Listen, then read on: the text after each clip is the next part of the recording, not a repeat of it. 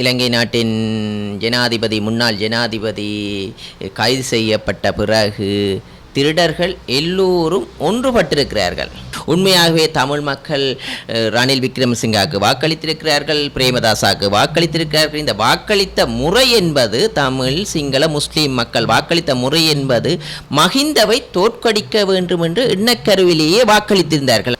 இன்று ரணிலை கைது செய்யப்பட்ட பிறகு சொல்கிறார்கள் இது ஒரு சிறிய குற்றம், பெரிய குற்றத்துக்கு கைது செய்யுங்கள் என்று. ஆனால் எங்களுக்கு தெரியும் பெரிய குற்றங்கள் எல்லாம் எவ்வாறு அவர்களது அந்த தொடர்புகளை மறைமுகமாக செய்திருப்பார்கள் என்று. ஆனால் அது விசாரணையின் ஊடாக எதிர்வரும் காலத்தில் அதற்கான ஆதாரங்களையும் அம்பலப்படுத்தி கொண்டு கைது செய்வோம் என்று திடமான அவர்களுக்கும் தெரிந்துவிட்டது. அனைத்து ஜனாதிபதிகளுக்கும் தெரியும், முன்னாள் பாராளுமன்ற உறுப்பினர்களுக்கும் தெரியும், மனோ கணேசனுக்கும் தெரியும். அந்த பாய்ச்சல் என்பது அனைவருக்கும் சமம் என்று இன்று கூறுகின்றோம். அதே முறை நீதித்துறையை சுயமாக இயங்க விட்டிருக்கோம். அதனால் என்ன நடக்கும்? ஊழல் செய்தவர்கள் எல்லோருக்கும் இன்றைக்கு பயப்பீதி ஏற்பட்டிருக்கிறது. அதனால் இன்று நாங்கள் மக்கள் நேயம் சிந்தித்து சேர்க்கிறோம், எமது அரசாங்கம் சர்வாதிகாரமாக செயற்படுகிறது என்று.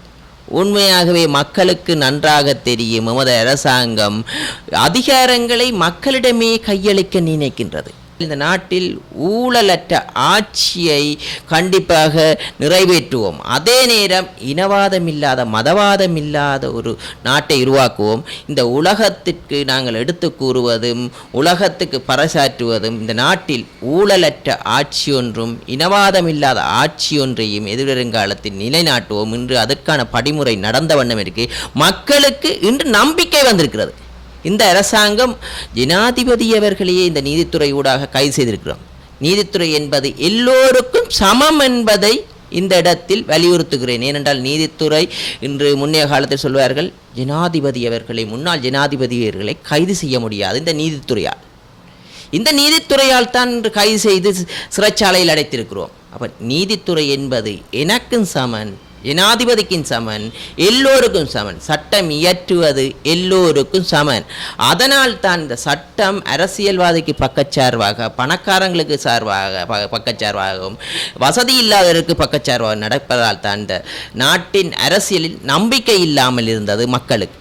இன்று இந்த அரசியலில் நாட்டு மக்களுக்கு நம்பிக்கை வந்திருக்கு. எல்லோருக்கும் இந்த சட்டம் சமன். அவ்வாறென்று போதுதான் இந்த நாட்டில் இனவாதம் இல்லாத மதவாதம் இல்லாத ஒரு ஆட்சி ஒன்று உருவாகும் என்று திடமான நம்பிக்கை இருக்கிறது. அதை மேலும் மேலும் வலியுறுத்துவோம். அதனால் நாங்கள் முன்வைத்த காலை பின்வைக்க போறது இல்லை என்பதை இந்த இடத்தில் ஆணித்தனமாக கூறுகிறோம்.